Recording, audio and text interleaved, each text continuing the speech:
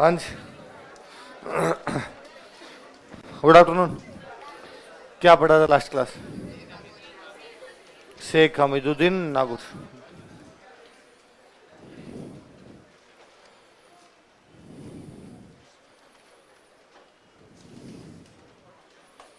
रामचरण जी का जन्म कहाँ हुआ था? पिताजी का नाम बख्तराम, मम्मी का नाम, गुरु जी का नाम और बचपन का नाम, और कौन से परिवार में जन्म हुआ? कौन से राजा ने अपने पास बुला लिया? कहाँ के राजा थे? क्या क्या बनवा के दिया? दरियाव जी का जन्म कहाँ हुआ? पिताजी का नाम, मम्मी का नाम, गुरु जी का नाम, कौन से परिवार में जन्म हुआ? और हरिराम दास जी का जन्म कहाँ पर हुआ? पिताजी का नाम, मम्मी का नाम और गुरु जी का नाम, और कौन से परिवार में जन्म हुआ? और कौन सी बुक लिखी? जो किसकी बुक है? रामदास जी का जन्म कहाँ हुआ? कौन से परिवार में? और पिताजी का नाम, मम्मी का नाम और गुरु जी का नाम, और सिंथल और खेड़ापा के आदि आचार्य। इन चारों में सबसे पुराने फूलडोल का मेला कहाँ लगता है? कब लगता है? होली के अगले दिन। कुंडा पंथ किसने चलाया? किसने? मलिनाज। कामड़िया महिलाएं कौन सा डांस करती है? उंदरिया पंथ कौन सी जनजाति? कौन से क्षेत्र के आसपास? जयसमंद झील के आसपास। ये तेरा पंथ शाखा किसने चलाई? दिगंबर होते हैं, श्वेतांबर होते हैं। इसके नवे आचार्य कौन हुए थे? आचार्य तुलसी का जन्म कहां पर हुआ था? अणुव्रत आंदोलन कहां से शुरू किया था? कब शुरू किया था? लाडनू के अंदर कौन सा विश्वविद्यालय स्थापित किया था? वो कब किया था? और मर्यादा महोत्सव का आयोजन कहां किया गया? वो कब किया गया? अर्जन पे बल नहीं बल्कि क्या डायलॉग दिया उन्होंने? 10वें आचार्य कौन थे? महाप्रज्ञा का जन्म कहाँ हुआ? कौन से आंदोलन में मुख्य भूमिका निभाई? शिक्षा में कौन सी साइंस की शुरुआत की? Science of living. कौन सी यात्रा निकाली थी? और धर्म सम्मेलन कलाम साहब ने कहाँ आयोजित करवाया था? उसकी अध्यक्षता किसने की थी? और महाप्रज्ञा की 2 बुक के नाम बताओ। और इकोनॉमिक्स ऑफ मेवात में कौन से संत का प्रभाव अधिक था? लालदास जी का जन्म कहाँ हुआ था? दौड़ीधूप कहाँ पे? पिताजी का नाम, मम्मी का नाम, गुरु जी का नाम, क्या नाम था? गदन जी। समाधि कहाँ ली? मुख्य के अंदर कौन सा? नगला जादव। मेले कब कब लगते हैं? आश्विन शुक्ल एकम और दूसरा माघ पूर्णिमा। कौन सी भाषा में उपदेश दिए? क्या काम करते थे? लकड़ हारे थे। कौन सी भाषा में उपदेश देते? और इनके बेटे का नाम क्या था? और कुतुब खान के मुख्य केंद्र कहाँ पे? बांदोली। नरहड़ पीर का मुख्य केंद्र? इन्हें बागड़ का उर्स कब लगता है? एक और नाम क्या है? इनके चेले कौन हुए थे? मजार फखरी कहां पर है? गलियाकोट। कौन से संत की दरगाह? वो कौन से संप्रदाय का मुख्य केंद्र है? मुहर्रम की कितनी तारीख को उर्स लगता है? ख्वाजा मोइनुद्दीन चिश्ती का जन्म कहाँ हुआ था? किसके शासनकाल में भारत आए थे? पृथ्वीराज चौहान। कौन से युद्ध से पहले मुख्य केंद्र कहाँ बनाया था? अजमेर में। उर्स कब लगता है? 1 से 6 रज्जब। कब लगता है? 1 से 6 रज्जब। 6 रज्जब को क्या होता है? कुल की रस्म। और 9 रज्जब को बड़े कुल की। ये दरगाह बनवानी शुरू किसने की थी? पूरी किसके टाइम में हुई थी? गयासुद्दीन खिलजी कहाँ का राजा था? अकबर यहाँ कितनी बार आया था? और कितने गांव दिए थे? मेवाड़ के जगत सिंह सेकंड ने। और किसने भूमि अनुदान दिया था? किसने दिया था? जोधपुर महाराजा अजीत सिंह ने यहाँ पे अनुदान दिया था। जो हमीदुद्दीन नागौरी थे उनका मुख्य केंद्र कौन सा था? नागौर। किसके शिष्य थे? ख्वाजा मोइनुद्दीन चिश्ती। ख्वाजा मोइनुद्दीन चिश्ती किसके शिष्य थे? शेख उस्मान हारूनी। नहीं लिखवाया था? शेख उस्मान हारूनी के। अच्छा, ख्वाजा मोइनुद्दीन चिश्ती के 2 बेटे हुए जिन्होंने अलग अलग जगह पे अपने केंद्र स्थापित किए थे। फखरुद्दीन और हिसामुद्दीन सोख्ता। फखरुद्दीन ने कहाँ पे? सरवाड़ में इसामुद्दीन सोख्ता ने। और बेटी का नाम क्या था? बीबी हाफिज जमाल। उनका केंद्र कहाँ पे? अच्छा, हमीदुद्दीन नागौरी जो थे शाकाहारी थे या मांसाहारी थे? कौन से संत ने उन्हें उपहार भेजे थे? कौन से राजा ने? लेकिन उन्होंने उसे स्वीकार। ख्वाजा मोइनुद्दीन चिश्ती ने क्या उपाधि दी थी उनको? सुल्तान उत तारिकीन। क्या दी थी? सुल्तान उत तारिकीन। इल्तुतमिश ने कौन सा दरवाजा बनवाया? जो बुलंद दरवाजा क्या कहलाता है? इनके रहने की जगह क्या कहते हैं? कौन से गांव में खेती करते थे?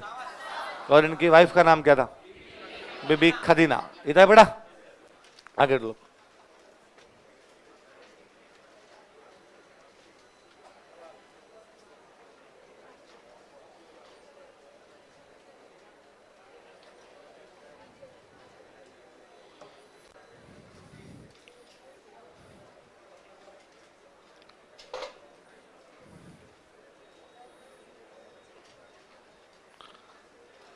अगले लिखो भाई, शेख फरीदुद्दीन।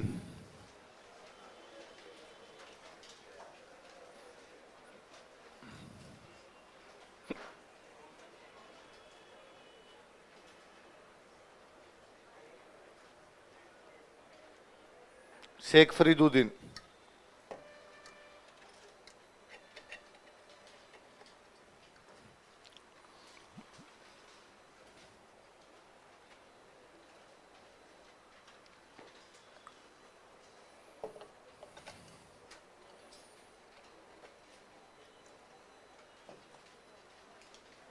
लिखो,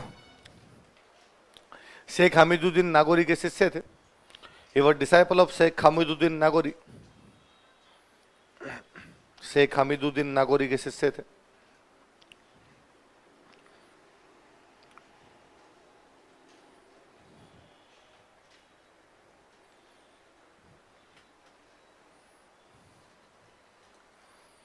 शेख हमीदुद्दीन नागौरी के शिष्य थे। हाँ, सुनना एक बात, ये सूफी संत जो भी होते हैं ना, इनके उपदेश जब किसी किताब में लिखे जाते हैं, उन किताबों को बोलते हैं मलफूजात। क्या बोलते हैं? मलफूजात का मतलब क्या होता है?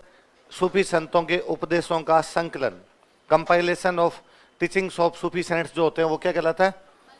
कि सूफी संत जो भी होते हैं वो जो उपदेश देते हैं, उन पर जब एक किताब लिखी जाए तो उस किताब क्या कहा जाता है? तो किसी का भी मलफूजात हो सकता है। ख्वाजा मोइनुद्दीन चिश्ती का मलफूजात हो सकता है, हमीदुद्दीन नागौरी का मलफूजात हो सकता है। तो हमीदुद्दीन नागौरी का मलफूजात इन्होंने तैयार करवाया। किसने तैयार करवाया? कि भाई वो जो जो बातें बोल के गए थे वो किताब में लिख लो। उस मलफूजात का नाम है सुरूर सुदूर।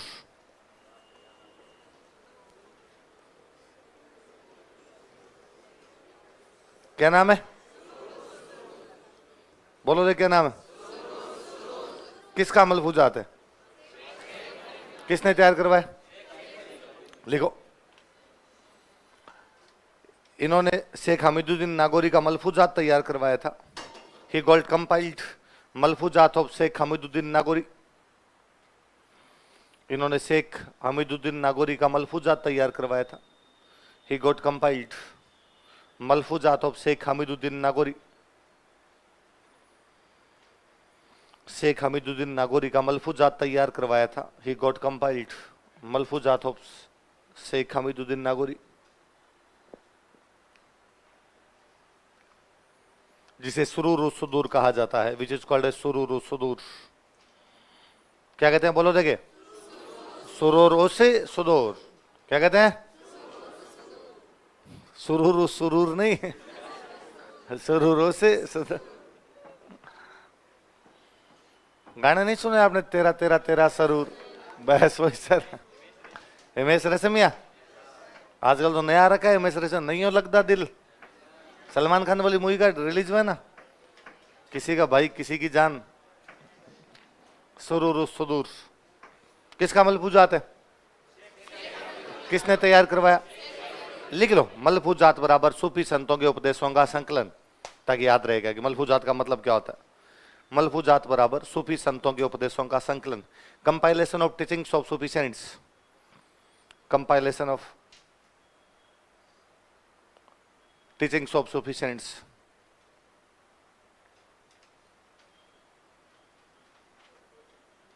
सूफी संतों के उपदेशों का संकलन, सूफी संतों के उपदेशों का संकलन। क्या कहलाता है? क्या कहलाता है? मलफूजात।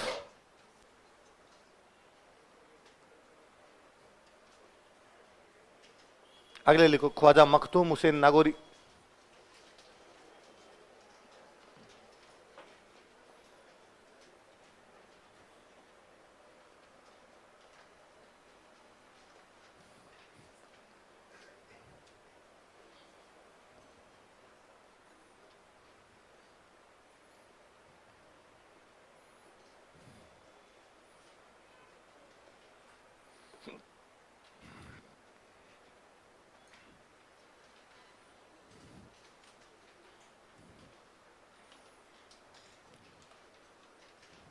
देखो, यह भी हमीदुद्दीन नागौरी के शिष्य थे। He was also disciple of Hamiduddin Nagauri. यह भी हमीदुद्दीन नागौरी के शिष्य थे।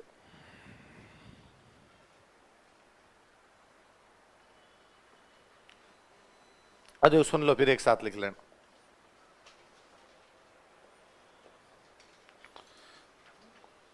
मुसलमानों को पवित्र किताब कौन सी? कुरान। इन्होंने यहां कुरान के 30 ग्रंथ तैयार करवाए। कितने ग्रंथ तैयार करवाए? 29 ग्रंथों को कहते हैं नूरू नबी। क्या बोलते हैं? जिनमें नबी का नूर है, तो इसलिए नाम क्या पड़ गया उनका? नूरुन। नागौर के अंदर रहते थे, देख लो नाम ही, ख्वाजा मखदूम हुसैन नागौरी। नागौर के अंदर एक बगीचा बनवाया, उस बगीचे का नाम था रसूल बाड़ी। क्या नाम था? नबी। नबी को रसूल भी कहते हैं, तो कौन सी बना दी? एक रसूल बाड़ी। यहां पर एक तालाब बनवाया, उसका नाम रखा मुस्तफा सागर। क्या नाम रखा? तो कुरान के जो ग्रंथ बनवाए थे उनको तो क्या कहा गया? नूरुन नबी। एक बगीचा लगवाया, उसको क्या कहा गया? और एक तालाब बनवाया, उसको मालवा था अपने, मालवा। मालवा की राजधानी हुआ करती मांडू। मालवा की राजधानी कौन सी थी? तो मांडू के सुल्तान ने इनको धन दिया। जो मांडू के सुल्तान से रुपए लेते हैं, और फिर ख्वाजा मोइनुद्दीन चिश्ती की दरगाह अजमेर वाली, उसके ऊपर तो बनवाते हैं गुम्बद। क्या बनवाते हैं? और हमीदुद्दीन नागौरी की दरगाह, इसके ऊपर बनवाते हैं 4 दीवारी। यहां पर बनवाते हैं 4 दीवारी। क्या बनवाते हैं? लिखो देखे। इन्होंने कुरान के 30 ग्रंथ तैयार करवाए थे। इन्होंने कुरान के 30 ग्रंथ तैयार करवाए थे।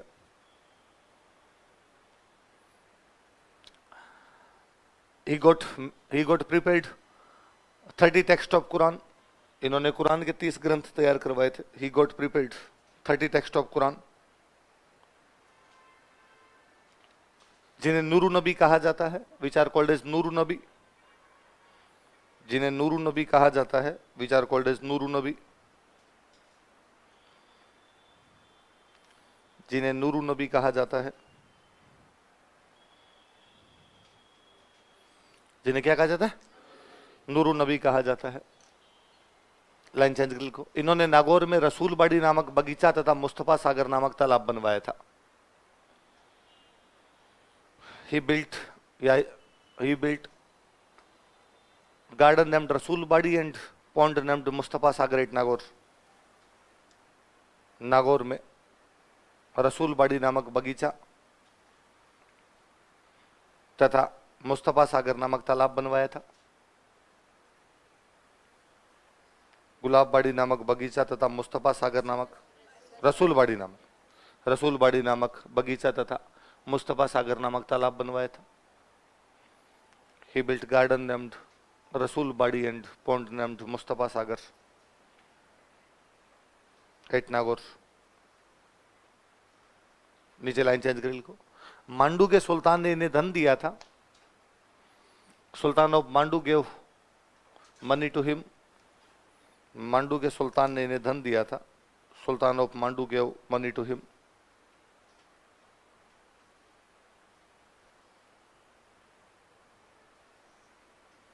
मांडू के सुल्तान ने इन्होंने धन दिया था। नीचे लाइन चेंज कर लिखो। इस धन से, बाई दिस मनी, इस धन से, बाई दिस मनी, इन्होंने ख्वाजा मोइनुद्दीन चिश्ती की दरगाह पर गुंबद तथा हमीदुद्दीन नागौरी की दरगाह पर 4 दीवारी बनवाई थी। He built a dome at dargah of Khwaja Moinuddin Chishti and rampart at dargah of Khwaja Sheikh Hamiduddin Nagauri.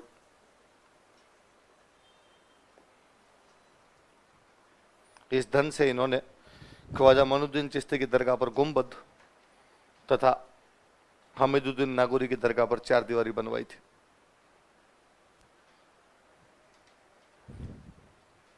He built a dome at Dargah of Khwaja Moinuddin Chishti and rampart at Sheikh Hamiduddin Nagauri.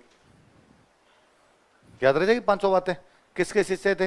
Hamiduddin Nagauri. Quran के 30 ग्रंथ क्या कहलाते हैं? नूरुन नबी। बगीचा क्या है? रसूल बाड़ी। तालाब क्या है? मुस्तफा सागर। पैसा किसने दिया? मांडो के सुल्तान ने। वहां से अजमेर में क्या बनवाया? गुंबद। और नागौर में क्या बनवाई? चर्च। चलो अगला लिखो। शेख बुरहान चिश्ती।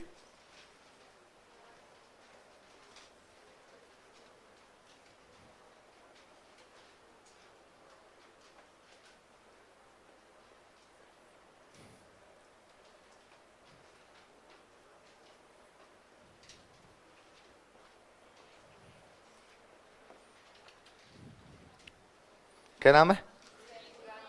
लिखो। मुख्य के अंदर जयपुर में एक जगह पड़ती थी ताड़ा गोड़ा।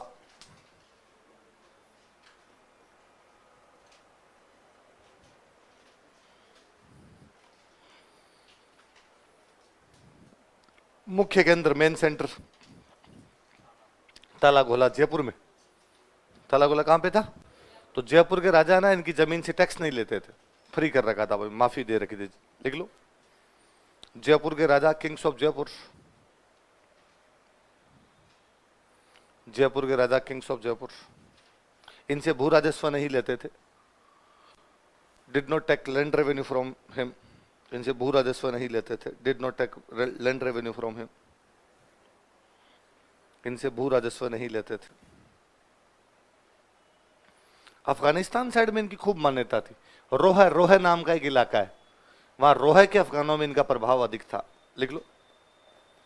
रोह के अफगानों में इनका प्रभाव अधिक था। He had more dominance in Afghans of Roh. Roh के अफगानों में इनका प्रभाव अधिक था। He had more dominance in Afghans of रोह।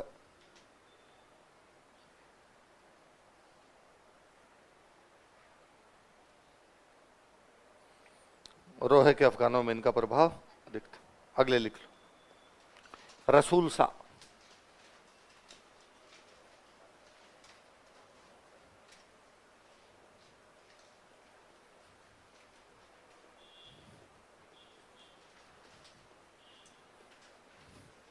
मुख्य के अंदर लिखो बहादुरपुर।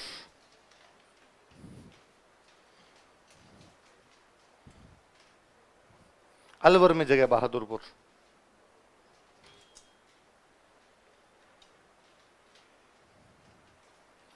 गुरुजी का नाम लिखो नियामतुल्लाह खां।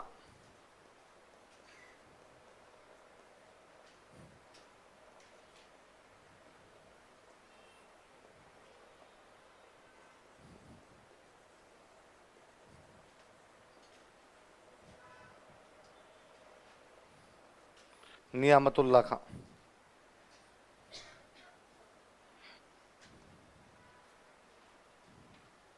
क्या नाम है गुरुजी का? नाम क्या?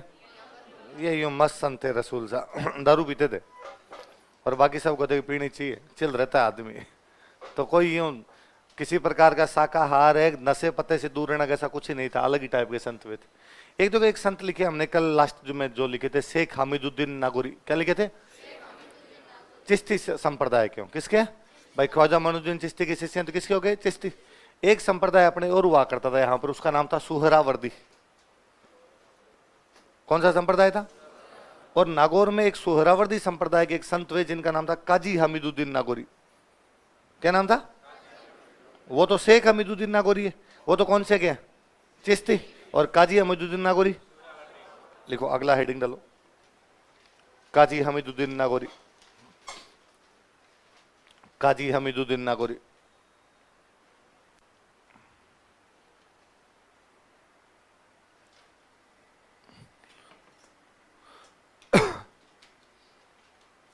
देखो यह सुहरावर्दी संप्रदाय से संबंधित थे। ही belonged to Suhrawardi sect.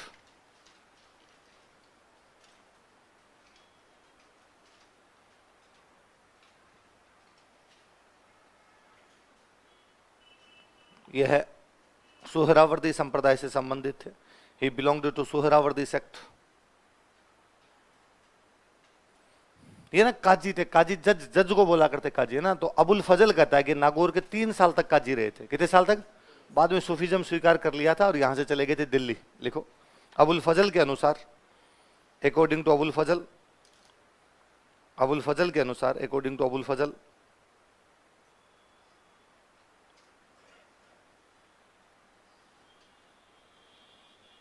Abul फजल के अनुसार, अकॉर्डिंग टू अबुल फजल, यह नागौर में 3 साल तक काजी रहे थे।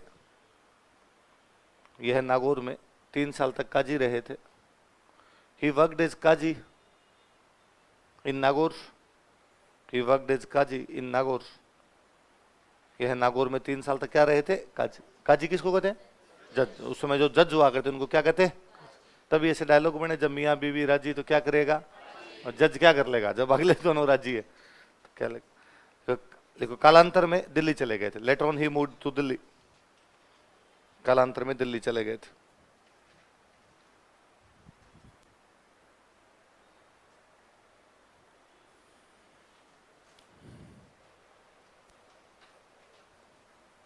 अगले लिखो, शेख कबीर चिश्ती।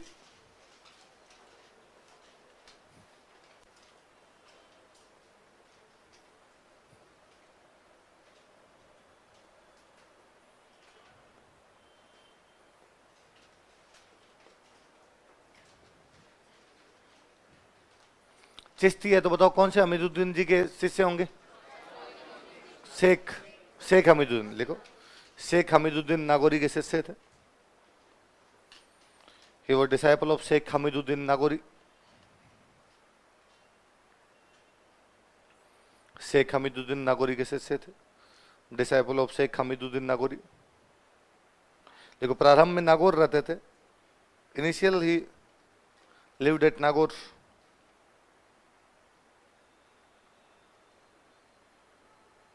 प्रारंभ में नागौर रहते थे, लेकिन बाद में अहमदाबाद चले गए थे। But later on he moved to Ahmedabad.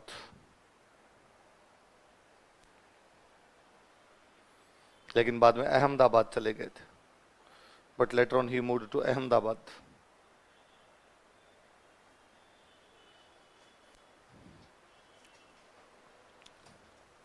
लिखो, शेख इसहाक मगरिबी।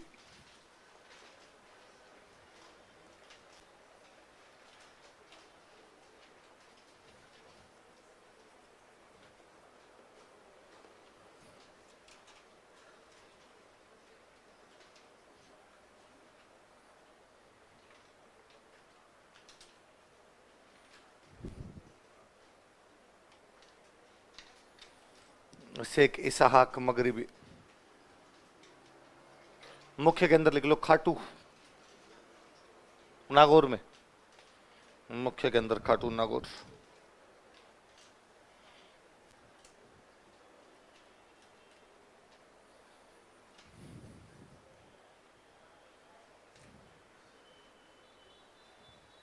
अगले लिखो, शेख अहमद।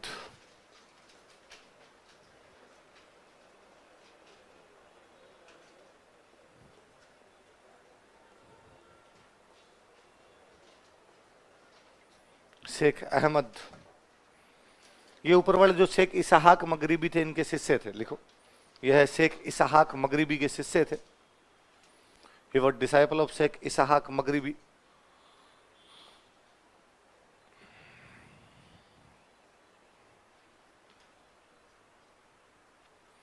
शेख इसहाक मगरिबी के शिष्य थे। He was disciple of Sheikh Ishaq Maghribi. इन्होंने हज यात्रा की थी। ही विजिटेड हज। इन्होंने हज यात्रा की थी। ही विजिटेड हज।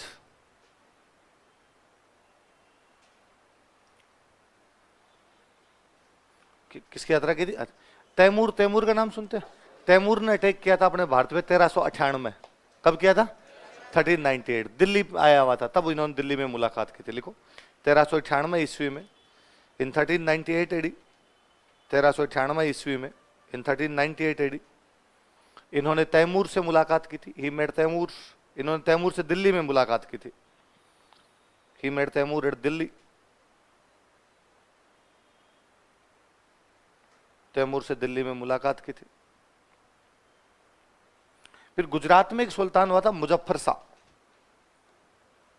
गुजरात का सुल्तान कौन था? तो मुजफ्फर शाह ने इनको अपने पास बुला लिया था। मुजफ्फर शाह ने बुला लिया तो गुजरात चले गए और गुजरात में इन्होंने मुख्य केंद्र बना लिया था अपना सरखेज। कौन सा बनाया था? सरखेज है ना, नील की खेती के लिए बहुत फेमस रहा था। नील की खेती मध्यकाल में दो ही जगह थी अपने, या तो बयाना या कहां पे, सरखेज। सरखेज में इनको दो चीजें बना के दी थी। एक तो बनवा के दी थी खानका। क्या बनवा के दी? सूफी संतों के रहने की जगह क्या कहलाती थी? सूफी संतों के उपदेश क्या कहलाते? मलफूजात। उनके रहने की जगह क्या कहलाती? खान। एक बनवा के दिया मदरसा, जब बच्चों को पढ़ाते वो क्या हो गया? मदरसा। लिखो, गुजरात के सुल्तान मुजफ्फर शाह ने, मुजफ्फर शाह सुल्तान ऑफ गुजरात, गुजरात के सुल्तान मुजफ्फर शाह ने, मुजफ्फर शाह सुल्तान ऑफ गुजरात, गुजरात के सुल्तान मुजफ्फर शाह ने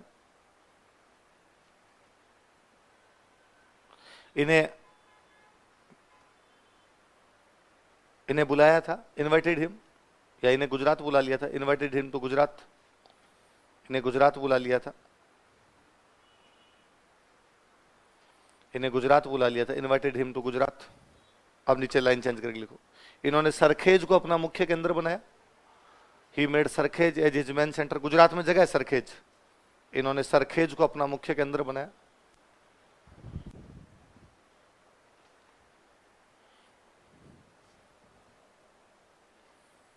ही made Sarkhej as his main centre, इन्होंने सरखेज को अपना मुख्य केंद्र बनाया। सरखेज में इनके लिए खानका तथा मदरसा बनवाया गया। Khanqah and madrasa were built for him at Sarkhej. खानका क्या होती है? सूफी संतों के रहने की जगह जो होती है उसको क्या बोलते हैं? खानका। खानका में इनके, सॉरी, सरखेज में इनके लिए खानका तथा मदरसा बनवाए गए। Khanqah and madrasa were built for him at Sarkhej.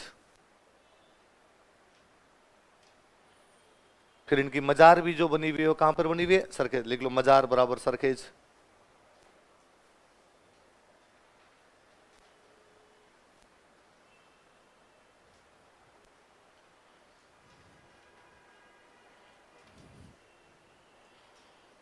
मजार कहां पे?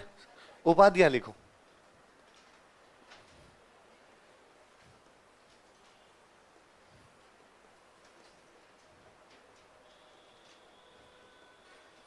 कुतुबुल अख्ताब,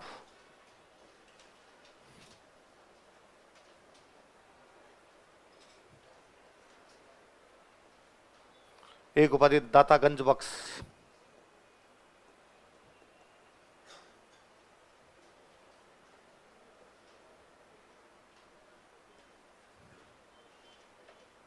गंज बख्श ही कर लो खाली।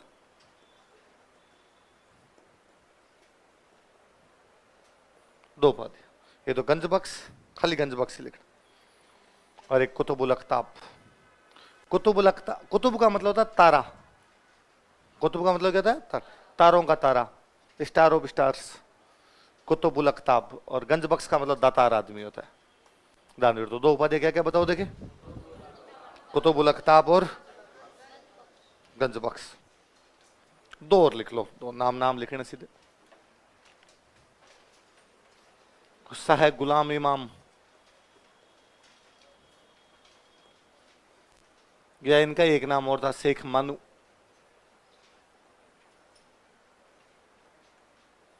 गुस्सा है गुलाम इमाम या शेख मानू।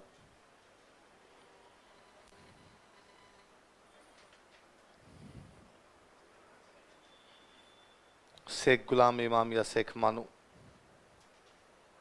मुख्य के अंदर लिख लो, झुंझुनू में जगह पड़ती है सिंगाना।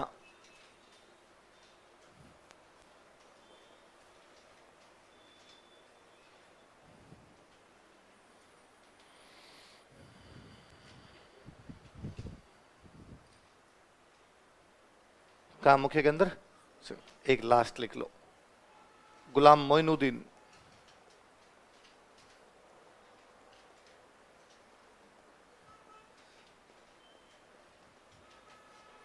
या इनका एक नाम और था चांद सा।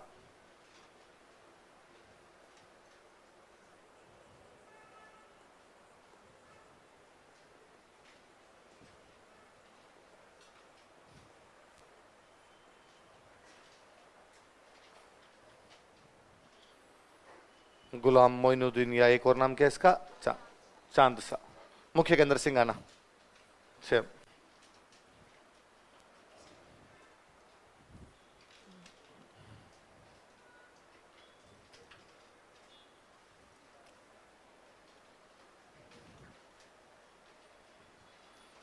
पढ़ो, देखिए एक बार वापस पढ़ो, एक बार नजरों में से निकालो।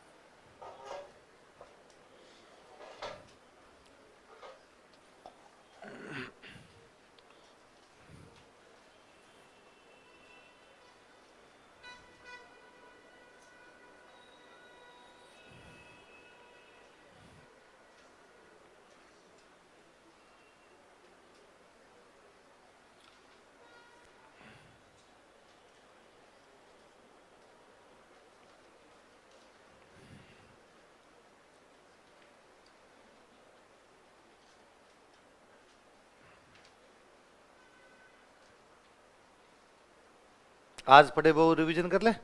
एक पहला कौन सा पढ़ा आ जाते आपने, शेख फरीदुद्दीन। कौन से थे? शेख फरीदुद्दीन जी में एक ही बात याद रखने की, हमीदुद्दीन नागौरी के मलफूजात तैयार करवाया था। मलफूजात क्या होता है? सूफी संतों के उपदेशों का संकलन। उस मलफूजात का नाम क्या है? सुरूर उस सुदूर। क्या नाम है? भले सुरूर सुरूर कर लो, भले सुदूर सुदूर कर लो, रह दही तो चेंज करना, बाकी सेम ही है। तो क्या नाम बताओ, देखिए सुरूर उस सुदूर। क्या नाम है? किसका मलफूजात है? शेख हमीदुद्दीन नागौरी का। किसने तैयार करवाया?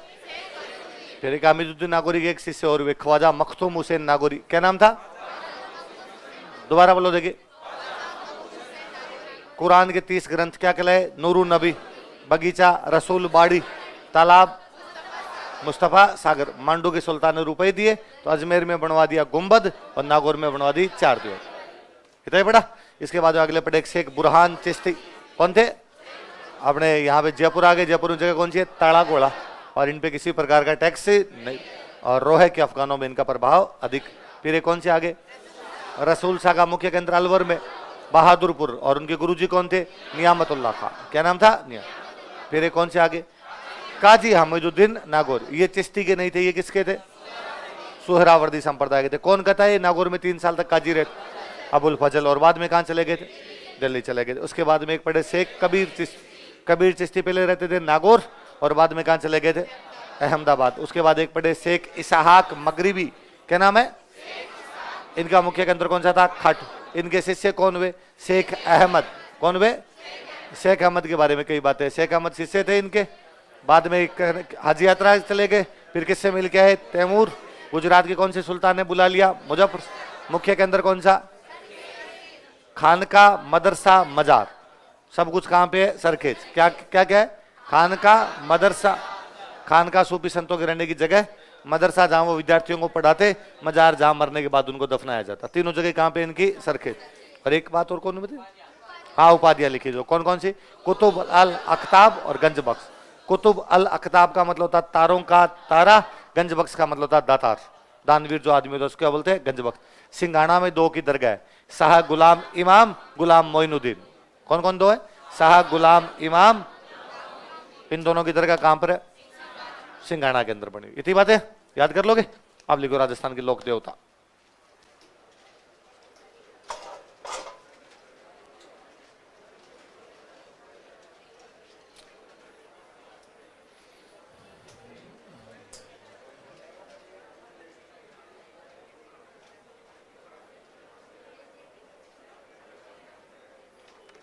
ये पंखा चाहिए आपको, मैं बंद करो तो।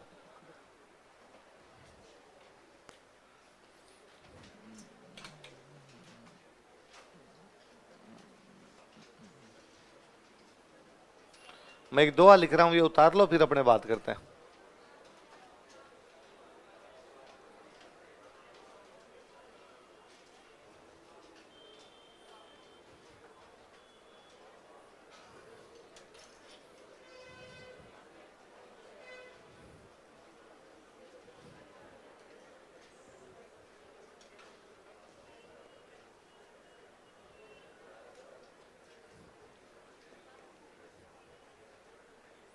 एक बार इंग्लिश वाले भी हिंदी में उतार लो, फिर अपने इंग्लिश कर लेंगे, अलग अलग पढ़ेंगे तब।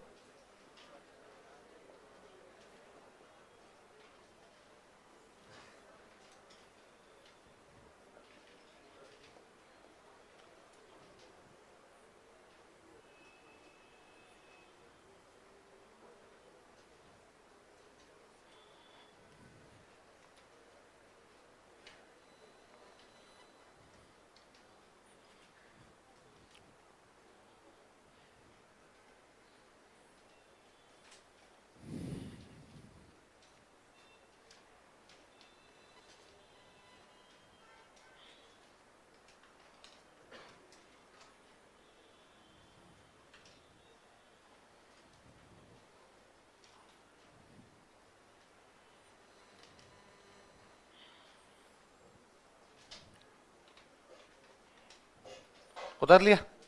क्या दुआ है बोलो देखिए। पाबू हड़बू राम दे मांगलिया मेहा पांचू पीर पधार जो गोगा जी जय। एक वर्ड है इसके अंदर, पीर। क्या लिखा हुआ है? ऐसे लोग देवता जिनको हिंदू भी माने और मुसलमान भी माने, क्या कहलाते हैं? या नॉर्मल शब्दों में कह दो, हिंदुओं में जिसको देवता बोलते हैं, मुसलमान उसको क्या कहते हैं? पीर। कितने हैं? अब कोई सिंपल पूछेगा हिंदुओं में कितने लोग देवताओं को पीर भी कहा जाता है? कितने कितने लोग देवता पीर कहलाते हैं? पीर क्या होते हैं? दोनों माने वो क्या होते हैं? पीर। और वो पांच कौन कौन से? पाबू जी, हाड़बू जी,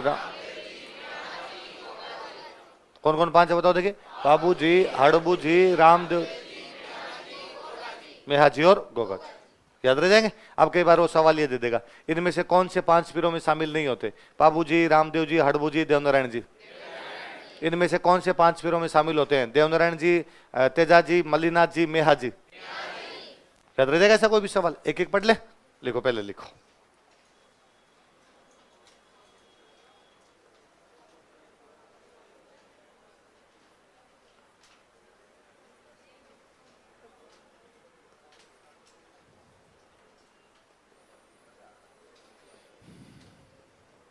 मैं थोड़ी सामान्य जानकारी लिख रहा हूं, आप उतारिए फिर बात करेंगे।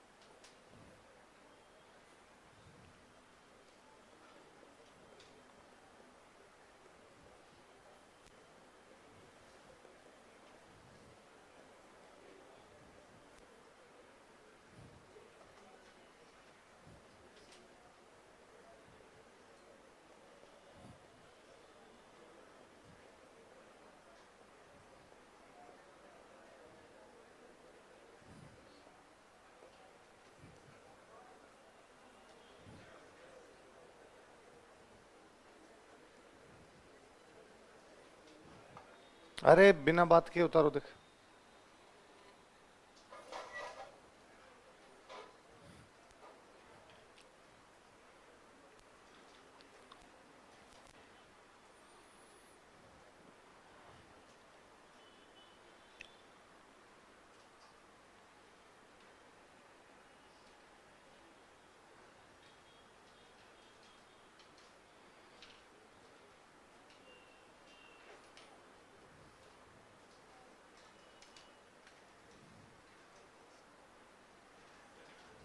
उतार ली।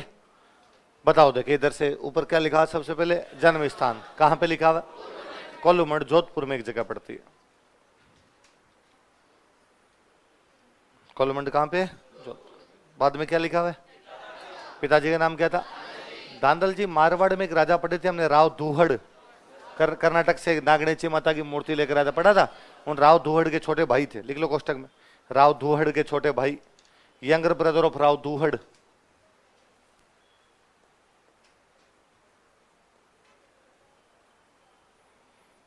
राव धूहड़ के छोटे भाई, younger brother of Rao Dhuhad. Marwar में कौन सा वंश था? इसलिए पाबूजी का नाम देख लो क्या लिखा। इसे ये भी पता चलता है कि पाबूजी राजा के भतीजे हैं। पाबूजी क्या है? राजा के। तो वो खुद एक राजकुमार थे। मम्मी का नाम क्या है? कमला। क्या नाम है?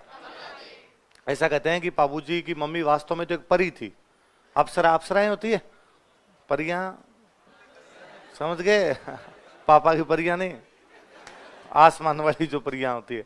ऐसा कहते हैं कि भाई जो परियां होती है वो कई बार रात को धरती पे घूमने के लिए आती है, कि दिन में तो वो इसलिए नहीं आती कि यदि उनको कोई देख ले तो उनकी शक्तियां समाप्त हो जाती, फिर वापस नहीं जा पाती। रात को धरती पे लोग सो जाते हैं, इसलिए रात को कई बार वो घूमने के लिए आती है। ऐसे एक बार कोई एक परी थी, रात को घूमने के लिए उतरी, गलती से उसका हेलीकॉप्टर मारवाड़ में लैंड कर गया। कोई ढंग की जगह जा रही होगी बेचारी, यहाँ नीचे उतरते गर्मी लगी उसे भयंकर वाली, उसको लगा मरा दिया तो गलत जगह आ गए। वहां जहां उतरी थी वहां पास में एक तालाब था, तो उसे लगा क्यों ना नहा ले तो थोड़ा गर्मी कम लगेगी। वो उस तालाब में नहाने लग गई। उस दिन दांदल जी कोई अपना घोड़ा लेकर रात्रि को वहां से निकल रहे थे। दांदल जी को याद आया कि यार घोड़े को पानी नहीं पिलाया, कई देर हो गया, घोड़े को पानी पिला लेते हैं। चूंकि वो लोकल थे तो वो जानते थे कि यहाँ पास में तालाब है, तो उन्होंने तालाब की तरफ घोड़ा मोड़ा। जैसे तालाब के पास गए दांदल जी तो चौकन्ने, दांदल जी स्टेच्यू हो गए वैसे के वैसे। उस परी ने थोड़ी देर बाद देखा तो उसने कहा मिस्टर तुम जो कोई हो पर धांधली कर रहे हो। ये ये गलत तरीका है, तुम ऐसे नहीं देख सकते। और सबसे बुरा तो ये हुआ मेरे साथ कि मुझे यदि धरती पे को देख लेता मैं वापस नहीं जा पाती हूँ, और तुमने मुझे देख लिया, मैं वापस कैसे जाऊंगी स्वर्गलोक में? दांदल जी ने कहा किसने कहा वापस जाना है?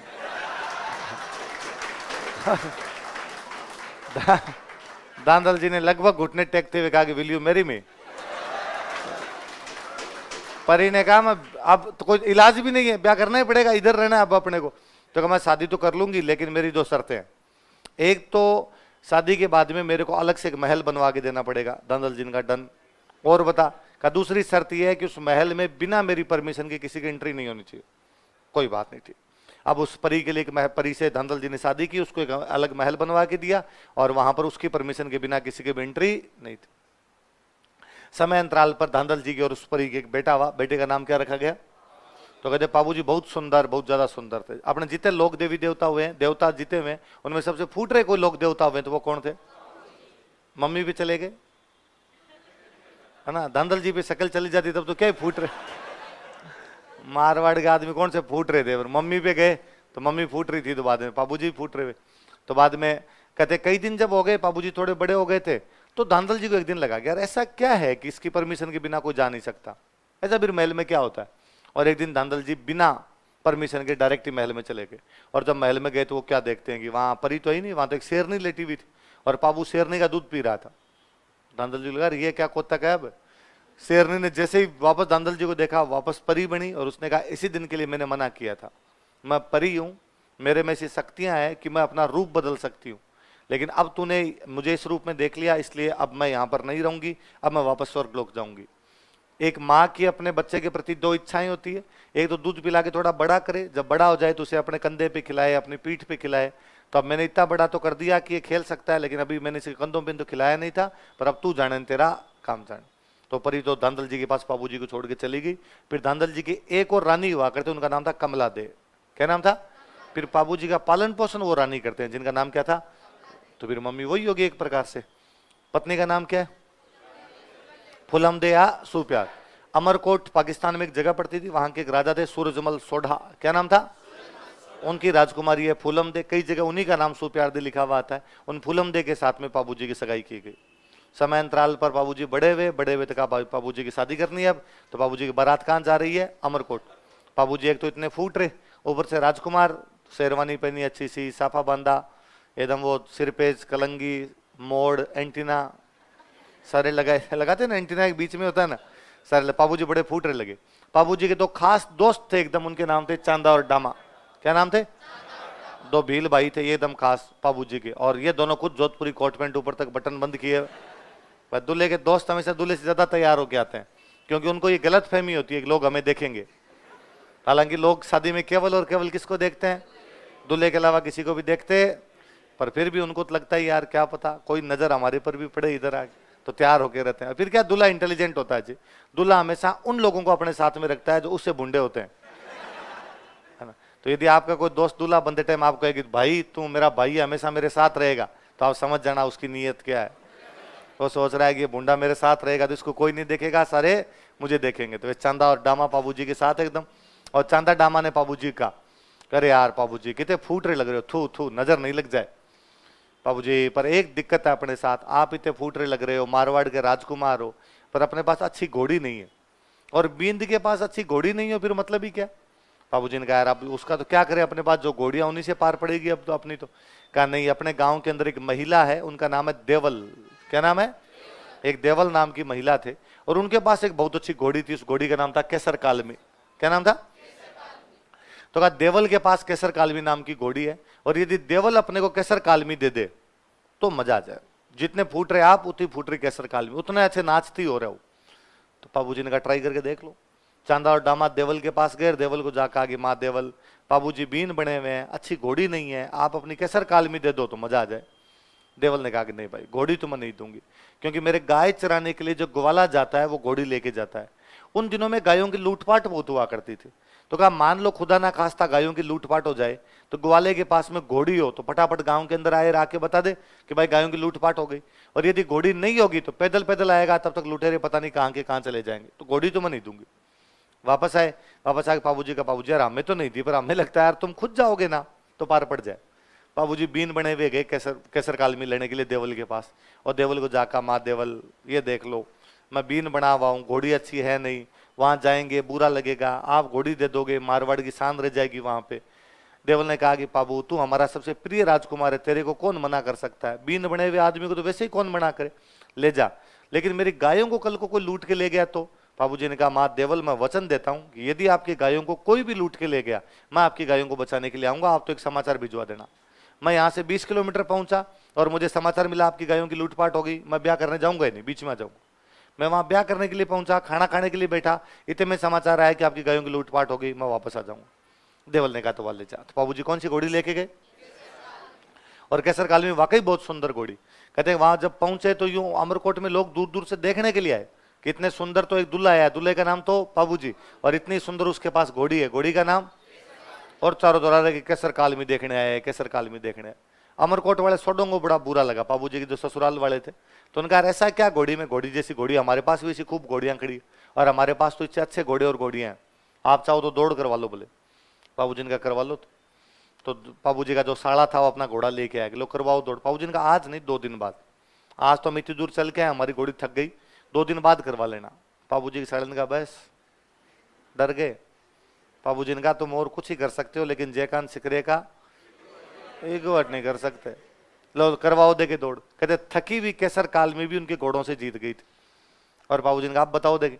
तो उनको और गुस्सा आया उन अमरकोट वालों को, उन्होंने कहा आप देखेंगे। तो कहते हैं कि जब बाबूजी तोरण मारने के लिए, उन्होंने तोरण बहुत ऊंचा बांध दिया। हिंदी में ना तोरण मारना एक मुहावरा होता है जिसका अर्थ होता है शक्ति प्रदर्शन करना। क्या मतलब होता है? पहले क्या, एक राजकुमारी से ब्याह करने के लिए 3-4 राजकुमार आ जाते, अब किस राजकुमार से ब्याह करें तो तोरण ऊंचा बांधते कि जो ऊंचा तोरण मार देगा उससे क्या कर देंगे सद। तो गांव में आज भी कोई यूं कहता अरे मैंने ये कर दिया वो कर दिया, गांव वाले अरे किसा तोरण मारे है, कौन से तोरण मारे। तो तोरण मारना बहुत बड़ी बात हुआ करती थी। तो बाबूजी का तोरण ऊंचा बांधा, बाबूजी गए, बाबूजी ने देखा कि मरा दिया, ये तोरण इतना ऊंचा लगेगा कैसे? ये तोरण तो तभी लग सकता है जब केसर काल में अपने अगले दोनों पैर हवा में खड़े कर दे, पिछले दोनों पैरों पे खड़ी हो जाए, तो जाके बाबूजी ये तोरण मार सकते हैं उसके। बाबूजी ने केसर कालमी के सिर पे हाथ फेरा। एक अच्छा सा दुआ है कि केसर मत ना दीजिए आज थारो मारो पोत, कि पोत पोत समझते हो भेद, कि केसर आज तेरा और मेरा भेद मत देना, यहाँ बेइज्जती हो जाएगी। केसर मत ना दीजिए आज थारो मारो पोत, मत ना लजाए आज राठौड़ारी जाथड़ी। आज जो मारवाड़ के राठौड़ों की बारात आई हुई उसको लज्जित मत कर दे। केसर कालमी ने सिर हिलाया कि चिंता ही मत करे, तो कितना आ गए, ये तो अभी मार दूंगी मैं। बाबूजी वो जो पास में ढोल बजा रहा होता लड़का, उसको कहते हैं ढोलीरा छोरा तू तो मदरो ढोल बजा। मदरा समझ तो धीमा, कोई ढोल रहे धमाका मारे केसर घोड़ी नाचती, तेरे ढोल के धमाके पे मेरी कौन सी घोड़ी नाचेगी।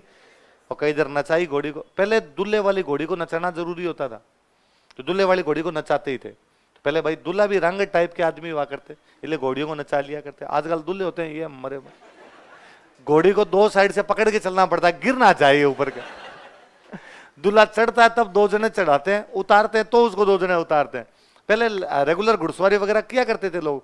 तो बाबूजी वो नचाते नचाते अचानक लगाम खींचते हैं, केसर कालमी अपने अगले दोनों पैर गढ़ के कंगूरे पे रख देती है, आगे जो गढ़ के कंगूरे होते हैं वहां ले जाके टिका देती है। बाबूजी आराम से तोरण मारते हैं। आजकल तो मैं और देखता हूँ कि तोरण बांधा हुआ तो ऊंचा होता है, फिर दूल्हे से लगता नहीं, इसलिए कोई ऊपर जाके तोरण खोल के नीचे करता है, मार ले भाई गया तो क्या है। और दूल्हा फिर भी उठता रहता, नजदीक लाओ नजदीक इसको, मैं ठीक बेचती है यार तोरण की बापड़ेगी। तो बाबूजी वो तोरण मारते हैं, तो कहते केसर काल में जब पैर नीचे उतारती है अपने, तब ईंटें साथ में लाती है, गढ़ की ईंटें साथ में आती है। इस बार बाबूजी उन छोड़ों की तरफ देखते हैं कि क्या हाल है, मार दिया। लक्ष्मी गौरी चुंडावत की कहानी है बाबूजी वाले, तो उस कहानी के अंदर है कि ये सीन देख के फूलमदे की सारी सहेलियां जल गई।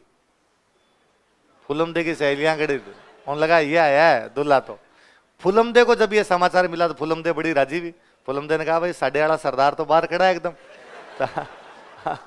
अब बाबूजी जाके फेरों के अंदर बैठे, बाबूजी ने 3 फेरे लिए। कितने फेरे लिए?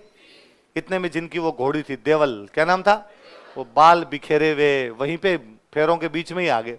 और फेरों के बीच में आकर मैंने पहले ही कहा था कि मत लेके जाओ मेरी घोड़ी, मेरी गायों की लूटपाट हो जाएगी। तब तो तुम कह रहे थे कि मैं तुम्हारी गायें बचाने के लिए आ जाऊंगा और मैं तुम्हें वचन देता हूं, और अब कहाँ वचन चले गए, यहाँ बेटे बेटे फेरे ले रहे हो, शर्म नहीं आती तुम्हें, मेरी गायों की लूटपाट हो गई। बाबूजी ने जैसे ही सुना, बाबूजी हाथों हाथ खड़े हुए, वो गठजोड़ा खोला, उनको मना किया अमरकोट वालों को कि सॉरी, मैं देवल को वचन दे के आया था कि मैं तुम्हारी गायें बचाऊंगा, अब मैं पहले गाय बचाने के लिए जाऊंगा, जिंदा रहा तो फेरे लेने के लिए वापस आऊंगा, मर गया तो बाद में स्वर्ग के अंदर ही मिलेंगे। बाबूजी वापस आते हैं, देचू नाम के गांव में उनको पकड़ते हैं, गाय ले जाने वालों को। जोधपुर में गांव है देचू, कौन सा गांव है? जायल का राजा इन गायों को लेके जा रहा था। जायल पड़ता है नागौर में? जायल का राजा का नाम था जींद्राव खिंची। क्या नाम था? जींद्राव खिंची। वो बाबूजी गांव की गायें लूट के लाया था। जींद्राव खिंची बाबूजी का रियल बहनोई था। कौन था? बाबूजी की बहन की शादी किससे की हुई थी? तो फिर आपका सवाल है सर बारात में क्यों नहीं गया? भाई साले की बारात में जाना चाहिए ना। पर हाँ, जींद्राव खिंची की खुद की शादी हुई थी ना बाबूजी की बहन से, उसके बाद में इनकी उनके परिवार से बननी बंद हो गई थी। ये ब्याह में नहीं आया था, उल्टा इसने पहले धमकी दे रखी थी कि तुम्हारा जब बाबूजी का बारात लेके जाओगे मैं तुम्हारा गांव लूट लूंगा। और जैसे ही बाबूजी की बारात गई, पीछे सैनिक तो सारे वहां चले गए, ये पूरे गांव की गायें लूट के लेके आ गया था। बाबूजी ने पीछा करते हैं, इस देचू गांव में लड़ाई करते हैं जींद्राव खिंची के साथ, गायें वापस बचा के लेके आ जाते हैं, लेकिन जींद्राव खिंची के खिलाफ लड़ते हुए बाबूजी मारे जाते। एक व्यक्ति जो इसलिए वापस आ गया था अपने फेरों के बीच से कि वो कह के गया था कि मैं तुम्हारी गायों की रक्षा करूं। रघुकुल रीत सदा चली आई, प्राण जाई पर, तो कि भाई वो अपने वचनों की रक्षा के लिए वापस आ गया था। कितने फेरों के बाद में? इसलिए आज भी पश्चिमी राजस्थान में 4 फेरे होते हैं। कितने फेरे होते हैं? फेरे 7 नहीं होते। ये 7 फेरों के 7 वचन निभाना। सीरियल में एकता कपूर के फेरे कितने होते हैं? 3 4। कर हम कहते हैं भाई 3 फेरे तो बाबूजी ने ले लिए। किसने ले लिए थे? तो 3 तो बाबूजी ने ले लिए, तो 3 तो कट। अब पीछे कितने बचे? तो अब कितने लिए जाते हैं? 4। क्या डाउट है? 7 होते हैं? गिने कभी? हाँ, 4 होते हैं कि 7 होते हैं? हाँ, कितने लोगों के अनुसार 4 होते हैं? कितने लोगों के अनुसार 7 होते हैं? 7वें, आपका नया नया एक्सपीरियंस है। हाँ? ना 7 पक्के गिने आपने हैं? देखना आज कैसेट में वापस जाके कैसे कैसे याद है कि 7 है। उस टाइम इतना गिनते थोड़ी है कोई। ऐसे होता है 3 में लड़की आगे 1 में लड़का आगे।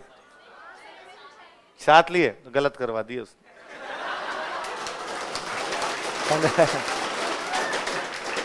पंडित जी ने 3 ज्यादा करवा दिए। राजस्थान की मान्यता के अनुसार नहीं करा, ये यूपी बिहार की मान्यताएं ऐसी सब। अपने यहाँ 4 ही हुआ करते। अभी आजकल अपने फिल्में देख दाख के सीख गए, 7 फेरों के 7 वचन निभाना। ना अपने 4 है, 4 होते। मैंने तो गांव में जितनी शादियां देखी सब में 4 ही है।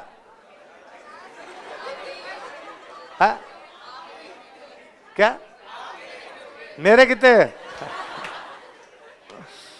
ऐसी बातें नहीं करते अपने। आगे लिखो। लिखो विवाह के दौरान, बस तो बुझाओ। विवाह के दौरान ड्यूरिंग मैरिज। हाँ है, बाबूजी से पहले शादी नहीं होती। पहले 7, ये तो कह रहा हूं बाबूजी के बाद में 4 लेने शुरू किए हैं, बाबूजी के सम्मान में, सारे दुल्ले मैदान में। कहा कितने लेंगे हम? 4। देखो विवाह के दौरान ड्यूरिंग मैरिज, 3 फेरों के बाद आफ्टर 3 राउंड्स, 3 फेरों के बाद आफ्टर 3 राउंड्स,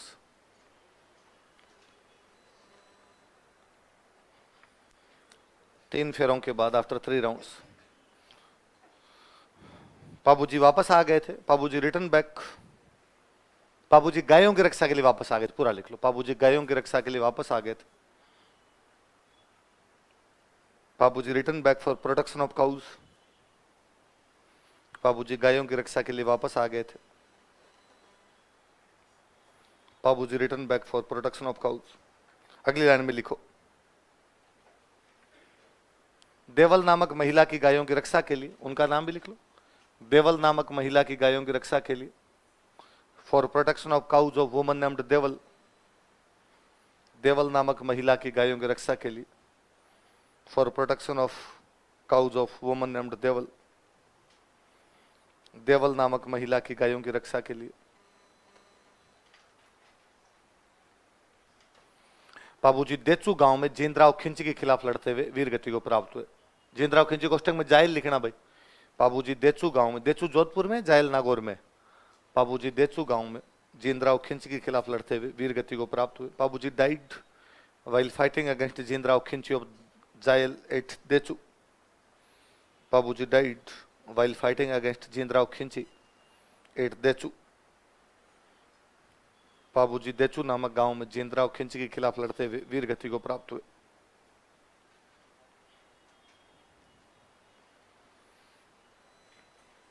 देचू नामक गांव में जींद्राव खिंची के खिलाफ लड़ते हुए वीर गति को प्राप्त हुए।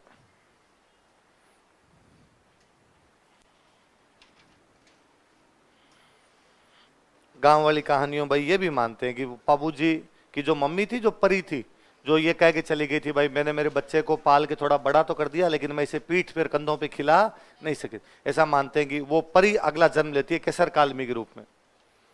किस रूप में लेती है? घोड़ी की तो पीठ पे खेलेगा, तो कि बाबूजी की लाज वो रख रही थी तो बाबूजी की माँ ही दोबारा जन्म ले लेती है। वो जो परी थी वो दोबारा जन्म ले लेती है। किस रूप में? वैसे बाबूजी को लक्ष्मण का अवतार कहते हैं। किसका अवतार कहते हैं?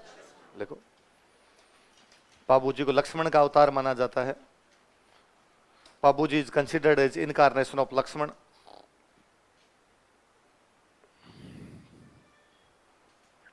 बाबूजी को लक्ष्मण का अवतार माना जाता है। Babuji is considered as incarnation of Lakshman. क्या माना जाता बाबूजी को?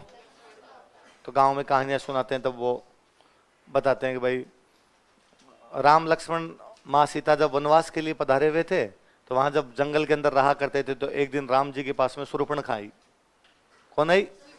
राम की बहन थी, मिस श्रीलंका थी रावण की, रावण की बहन। तो उस टाइम मिस श्रीलंका थी उस टाइम की, स्वरूपनखा। क्या नाम था? वो आई राम जी के पास और उसने राम जी को आगे कहा कि राम जी मुझसे दोस्ती करोगे? राम जी ने कहा थप्पड़ मारूंगा तेरे, भाग गया। तो उसने देखा अच्छा सीता है इनके साथ में। तो लक्ष्मण जी अकेले अलग कुंड पे पानी निकाल रहे थे, पानी का कुंड था, वहां से पानी निकाल रहे थे। वो लक्ष्मण जी के पास गए, लक्ष्मण जी को जाके प्रपोज किया उसने। लक्ष्मण ने कहा तू भाग जा, मैं सच में जूते मार दूंगा। लक्ष्मण गुस्सेल थे, वो पीछे पीछे भागती है लक्ष्मण के कि मुझे आपसे दोस्ती करनी। लक्ष्मण आगे आगे भागते हैं, मैं तेरी छाया नहीं पड़ने दूं पास में। उस कुंड के चारों तरफ 4 चक्कर काटते हैं। कितने चक्कर काटते हैं? और 4 चक्कर के बाद में गुस्सा आता है और उसकी नाक काट देते हैं। तो उसने कहा अरे भले आदमी, मैंने खाली दोस्ती का ही तो कहा था, उसमें नाक काटने की कहां बात आ गई थी। लक्ष्मण जी ने कहा कि देख इस त्रेता युग में तो हमारे बीच में कुछ भी नहीं हो सकता। त्रेता चल रहा था वो, अब तो मैं भाई भाभी के साथ मेरे यहां पर आया हुआ, लेकिन मैं तुम्हें वचन देता हूं कि एक दिन कलयुग आएगा। क्या आएगा? उसके अंदर मैं बनूंगा पाबू और तुम बनोगी फूलम दे। मैं बनूंगा पाबू और तुम बनोगी। इस कुंड के चारों तरफ हमने 4 चक्कर काटे हैं, बाकी 3 वहां काटेंगे। तो कहानी लंबी है ना। गांव में जब कोई ये कहानी सुनाता तो कहता है कि और पाबू जी 3 फेरों के बाद में उठ के आए और लड़ते हुए मारे गए। तो वो सुनने वाला बंदा कहा अरे शादी भी कंप्लीट नहीं हुई, उससे पहले ही मारे गए। तो सुनाने वाला बड़ा फिलोसॉफिकल अंदाज में कहता है नहीं रे, ये तो पहले से लिखा हुआ था। लक्ष्मण जी त्रेता में कह के चले गए थे कि उनको फेरे कितने लेने थे? देवी देवता के आगे किसी की पारे नहीं, राम और राज के आगे कोई भी जीत। राम करे सो काम और हरि करे सो खरी। तो वो जो भी करके गए वो सही करके गए। तो पाबू जी किसके अवतार है? पाबू जी की एक भतीजी थी, उसका नाम था केलम। क्या नाम था? केलम। केलम नाम की एक भतीजी हुआ करती। जब केलम की शादी हुई तो बाबूजी ने कहा भाई भतीजी की शादी बड़े धूमधाम के साथ की जाएगी और मैं मेरी भतीजी की शादी में 4 व्हीलर दूंगा। तो पहली बार केलम की शादी में कैमल दिए गए थे। क्या दिए गए? तो कहते राजस्थान में ऊंट लाने वाले कोई देवता है, तो वो देवता कौन है? तो आज भी गांव में ऊंट बीमार होता तो किसकी पूजा करो? लिख लो, बाबूजी ऊंट रक्षक देवता है। बाबूजी इस कैमल प्रोटेक्टर डैडी है। 2 व्हीलर कौन सा है? इतना लोड क्यों लिया तूने? पहले 2 व्हीलर रखते ही नहीं, सब 4 व्हीलर रखते थे, अमीर लोग थे सर। बाबूजी ऊंट रक्षक देवता है। बाबूजी इस कैमल प्रोटेक्टर डैडी। ऊंट पालने वाली एक जाति होती है भाई, राइका। कौन सा समाज होता है? राइका का 2, या इन्हीं को अपने बोलते हैं रेबारी। क्या बोलते हैं? या इन्हीं को अपने कहते हैं देवासी। क्या कहते हैं? तो ये भाई पाबूजी को अपना मुख्य देवता मानते हैं। लिख लो, राइका समाज के लोग पाबूजी को अपना मुख्य देवता मानते हैं। पीपल ऑफ राइका कम्युनिटी, आप तीनों नाम लिख लेना। People of Raika community consider Pabuji as main deity. Raika समाज के लोग पाबूजी को मुख्य देवता मानते हैं। People of Raika community consider Pabuji as main deity.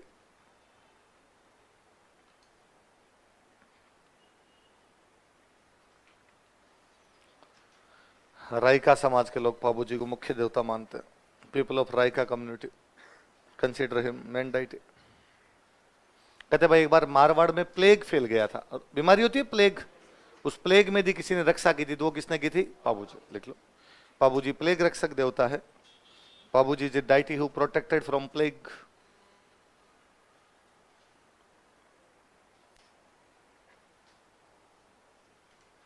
Pabuji plague रक्षक देवता है। Pabuji is deity who protected from plague. कौन से रक्षक देवता है? प्लेग रक्षक देवता है। कहते गुजरात के को 7 थोरी जाति के भाई थे। कौन सी जाति के? गुजरात की को जाति, थोरी जाति के भाई। इनकी वहां गुजरात के राजा के साथ लड़ाई हो गई। ये भाग के पाबूजी के पास आ गए, पाबूजी ने इनको शरण दी थी, इनको बचाया था। लिख लो, पाबूजी ने गुजरात के 7 थोरी भाइयों की रक्षा की थी। पाबूजी प्रोटेक्टेड 7 थोरी ब्रदर्स ऑफ गुजरात। पाबूजी ने गुजरात के 7 थोरी भाइयों की रक्षा की थी। पाबूजी प्रोटेक्टेड 7 थोरी ब्रदर्स ऑफ गुजरात। गुजरात के 7 थोरी भाइयों की रक्षा की थी। पाबूजी प्रोटेक्टेड 7 थोरी ब्रदर्स ऑफ गुजरात। गुजरात के 7 थोरी भाइयों की रक्षा की थी। किसने? पाबूजी ने। देखो एक बात और सुनो, जैसे मान लो मेरे पास ऊंट है गांव में और मेरा ऊंट बीमार हो जाए, तो मैं किसकी हाथ जोड़ूंगा? पाबूजी। और मैं कहूंगा भाई पाबूजी महाराज, यदि मेरा ऊंट ठीक हो गया तो मैं आपकी फड़ बंचवाऊंगा। क्या करूंगा? फड़ बंचवाऊंगा। क्या करूंगा? फड़ बांचना। बांचना मतलब होता है पढ़ना। बांचना मतलब क्या होता है? पढ़ना। बांचना मतलब, इसलिए अखबार पढ़ने की जगह को बोलते हैं वाचनालय। जहां अखबार पढ़े जाते हैं उस जगह क्या बोलते हैं? पॉलिटी हो गई क्लास में? पॉलिटी हुई, दिलीप सर ने पॉलिटी पढ़ाई, तो नहीं बोला कि संविधान का वाचन किया गया। संविधान के 3 वाचन, संविधान बांचा, बस लिख तो दिया था, अब तो लाके क्या करना, आप केवल पढ़ना है। पढ़ने को क्या बोलते हैं? बांचना। बांचना को क्या कर दिया? वाचन। तो संविधान के 3 वाचन किए गए। अब तो क्या सारे लोग पढ़ लिख गए। पहले गांव के अंदर जब पढ़े लिखे लोग नहीं होते थे, गांव में लेटर आता है यदि किसी के घर पे कोई, तो अब ये लेटर पढ़े कौन? तो एक आधा कोई पढ़ने वाला होता, उसके घर पे लेके जाते, कहते बांचो कागज। पहले गांव में कोई लड़की देखने के लिए आते, रिश्ते वाले नाते, तो उनको कहते कि भाई बाई कितनी पढ़ी हुई है? पढ़ी हुई तो नहीं है पर कागज बांच ले, अखबार बांच ले, कागज बांच ले। टाबरों को, छोटे टाबर होते उनको पढ़ने का कहते, तब कहते ले किताब बांच, बांच के दिखा, किताब बांच के दिखा। तो बांचना मतलब क्या होता है? तो भाई मैं मेरी फड़ क्या करूंगा, मैं मेरा ऊँट ठीक हो गया तो फड़ बंचवाऊंगा। अब मेरा ऊँट ठीक हो गया, ऊँट ठीक हो गया तो मैं जाऊंगा हमारे गांव में जो मंदिर में पुजारी जी, मान लो पापू जी का मंदिर है तो पापू जी के मंदिर में जाऊंगा। पापू जी के मंदिर में जो पुजारी होते हैं वो हमेशा होते हैं भील जाति के लोग। किस जाति के? तो मैं वो भील जाति के जो पुजारी जी होते हैं, पुजारी को नॉर्मल भाषा में बोलते हैं भोपा। क्या बोलते हैं? तो मैं उन भोपा जी के पास जाऊंगा और उनको जाऊंगा, भोपा जी हमारे वो जात बोली हुई है और फड़ बांचनी, आप बांच दोगे? उनका ठीक है, कब बांचे? तो उनका परसों आ जाओ भाई, संडे छुट्टी का दिन है, आप फड़ बांच देना। तो भोपा जी अपनी पत्नी के साथ आते हैं, भोपी जी के साथ एक कपड़े का पर्दा लाते हैं। क्या लेके आते हैं? एक सफेद रंग का कपड़े का पर्दा लाते हैं। सफेद रंग का कपड़े का पर्दा होता है, वो दीवार के ऊपर टांग देते हैं। इस पर्दे के ऊपर खूब सारी पेंटिंग बनी होती है। जैसे कोई एक पेंटिंग है जिसमें पापूजी का जन्म हो रहा है, एक पेंटिंग है जिसमें पापूजी खेल रहे हैं, एक पेंटिंग है जिसमें पापूजी शादी के लिए जा रहे हैं, फेरे ले रहे हैं, वापस आ रहे हैं, लड़ाई कर रहे हैं, शहीद हो गए वहां पे, उनकी पत्नी सती हो रही है, 7 थोड़ी भाइयों को बचा रहे हैं, प्लेग में बचा रहे हैं, ऊंट ला रहे हैं, केलमदे का ब्याह कर रहे हैं। ऐसे अलग अलग उनके जीवन के जितने चित्र होते हैं वो कपड़े के पर्दे पे बने होते हैं। इस कपड़े के पर्दे क्या बोलते हैं? वो फड़ टांगते हैं, कपड़े का पर्दा टांगते हैं दीवार पर। भोपा जी और भोपी जी दोनों खड़े हो जाते हैं। भोपा जी के हाथ में एक वाद्य यंत्र होता है, रावण हत्था। कौन सा वाद्य यंत्र होता है? कभी वो देखा तो यूं बजाते हैं, ट्रेन व्रेन में कभी आते हैं, वो रावण हत्था बजाते हुए एक एक चित्र के बारे में गा गा के सुनाते हैं। कौन सी जाति के भोपे? भील जाति। कौन? भोपे। कौन से वाद्य यंत्र के साथ? क्या गाते हैं? किसकी फड़? लिखो। भील जाति के भोपे, priest of Bhil community. Bhil जाति के भोपे, priest of Bhil community, priest of Bhil community Ravanhatha वाद्य यंत्र के साथ पाबू जी की फड़ गाते हैं। सिंह फड़ो पाबू जी विद रावण हत्ता म्यूजिकल इंस्ट्रूमेंट। रावण हत्ता वाद्य यंत्र के साथ पाबू जी की फड़ गाते हैं। सिंह फड़ो पाबू जी विद रावण हत्ता म्यूजिकल इंस्ट्रूमेंट। रावण हत्ता वाद्य यंत्र के साथ पाबू जी की फड़ गाते हैं। सिंह फड़ो पाबू जी विद रावण हत्ता म्यूजिकल इंस्ट्रूमेंट। रावण हत्ता वाद्य यंत्र के साथ पाबू जी की, तो फड़ गाए तब तो रावण हत्ता बजाते हैं। नॉर्मल पाबू जी के भजन जो गाए जाए, भजनों को बोलते हैं पवाड़े। क्या बोलते हैं? वास्तव में ये पाबू जी की पूरे जीवन की कहानी होती है। आप नॉर्मल हिंदी में बोलते तो आप इसको कहते हैं लोक गाथा। क्या कहते हैं? जो फोक टेल होती है या फोक लोर जो होती है उनकी, किसी भी देवता की जो लोक गाथा होती है, कहानियां जो सुनाते हैं, वो जब कहानियां सुनाई जाती है तब जो वो कहानियां सुनाते हैं उन कहानियों क्या बोलते हैं? पवाड़े। और उस समय जो वाद्य यंत्र बजता है उसको कहते हैं माठ। क्या कहते हैं? उल्टा मटका। दिल जले। अमरीशपुरी है? लिखो, लिखो पाबू जी के पवाड़े। पवाड़ा जो पाबू जी, पवाड़े क्वेश्चन लिखना, लोक गाथा फोकलोर। एक बार सवाल था कि पवाड़े क्या होते हैं? पाबू जी के पवाड़े, पवाड़ा जो पाबू जी माट वाद्य यंत्र के साथ गाए जाते हैं। आर संग विद माट म्यूजिकल इंस्ट्रूमेंट। माट वाद्य यंत्र के साथ गाए जाते हैं। आर संग विद माट म्यूजिकल इंस्ट्रूमेंट।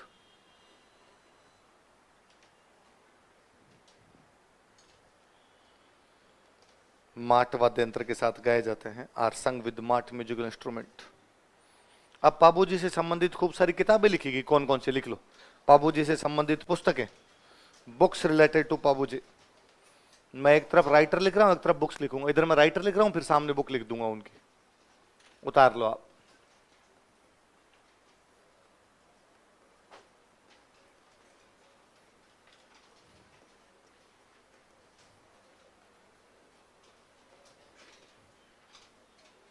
ये मैं राइटर के नाम लिख रहा हूं पहले इधर।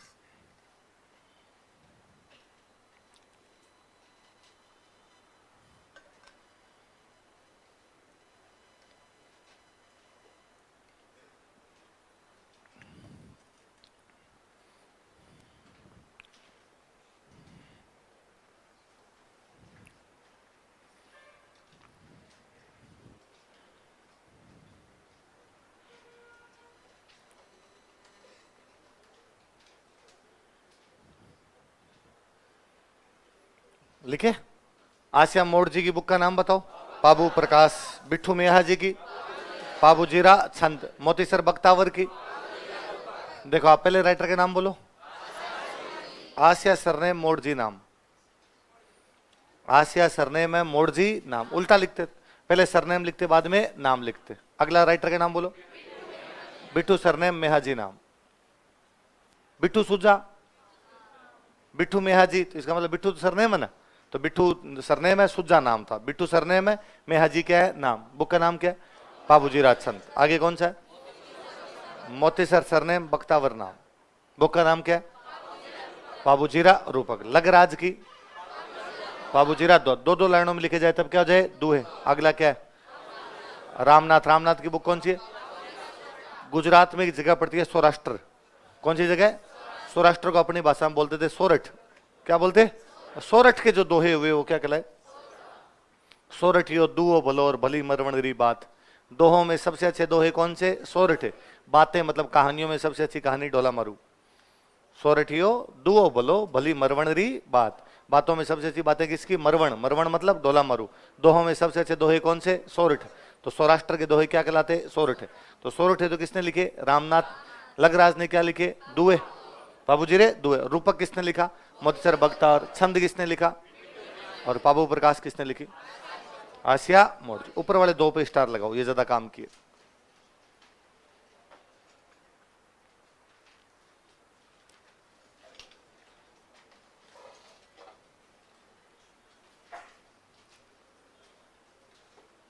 अगले लिखो भाई, अगले दो।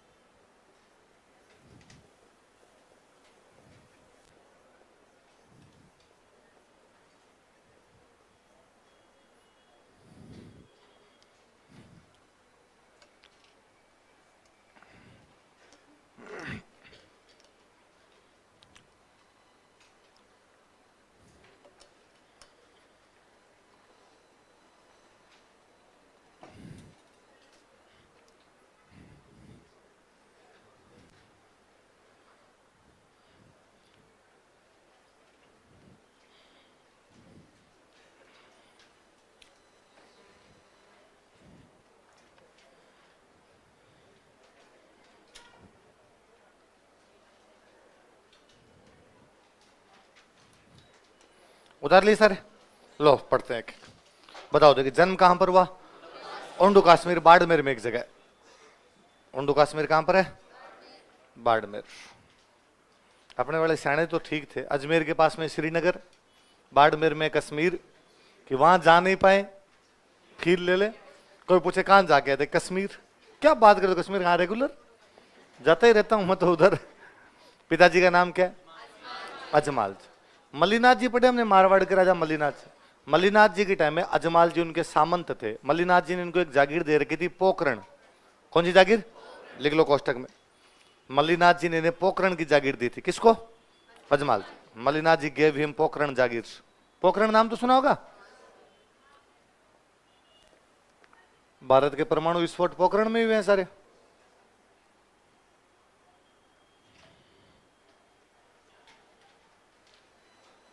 कौन सी जागीर दी थी?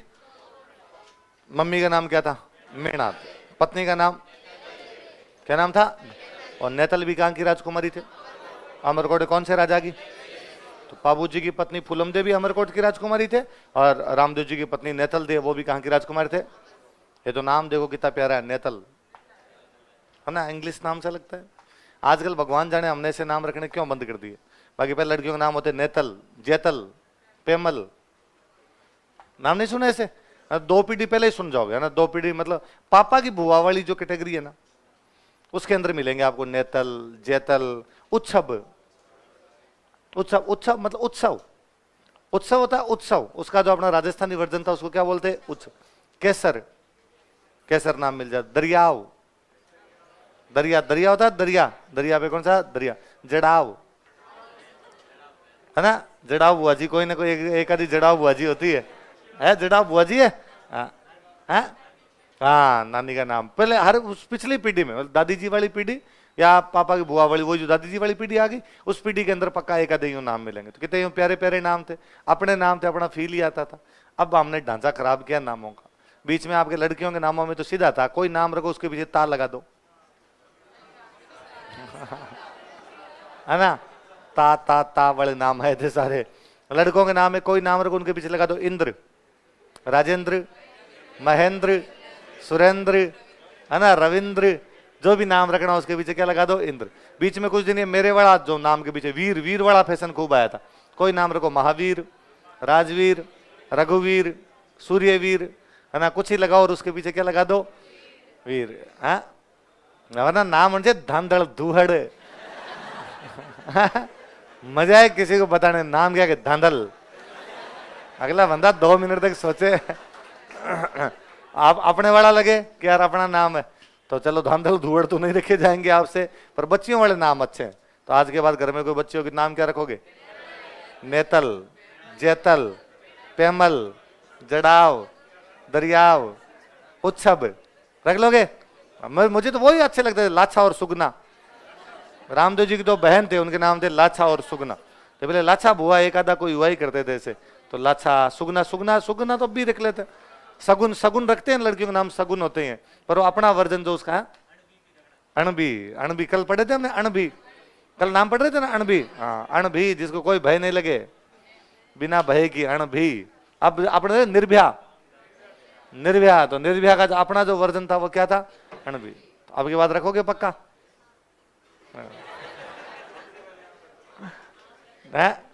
हाँ, मैं तो अब